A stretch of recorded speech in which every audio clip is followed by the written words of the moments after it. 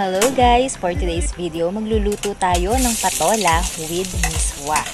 Maglagay lang tayo ng bawang sa mainit na mantika. Sunod ay ang ating sibuyas. Hintayin lang natin mag-transparent yung sibuyas at mag-golden brown yung bawang. At nilagay na nga pala dito yung shrimp.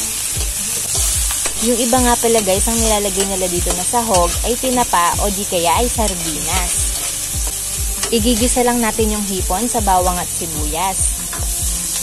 At pagkatapos ay naglagay na kami ng tubig dito. 5 cups nga pala yung nilagay namin dahil madami-dami yung patola namin. Lahat naman ng ilalagay dito guys ay tansyahan lang, depende sa inyong sangkap. Naglagay na nga rin pala ng asin at ng vetchin. Takpan lang to at hintayin kumulo.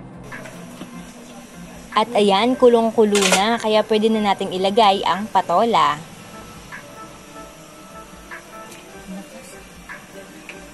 Pa-islant nga pala na hindi masyadong manipis ang pagkakahiwa sa patola.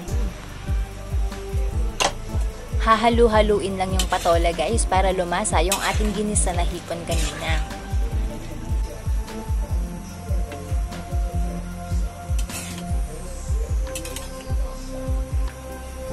Ngayon naman hihintayin lang natin na kumulo. At kapag kumukulo na ganyan, pwede na nating ilagay ang miswa.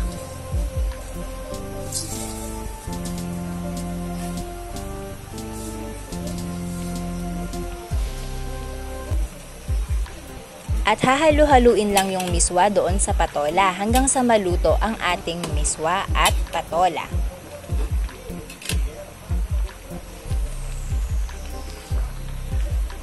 At kapag nakita nyo na malambot na ang patola, pwede na nating i-off ang kalan. Ganun lang kadali guys lutuin itong patola with miswa. Masustansya na, mura pa, at mabilis lang lutuin. Kaya naman kung nagustuhan nyo to, magluto na rin kayo. Thank you for watching guys. God bless. Bye!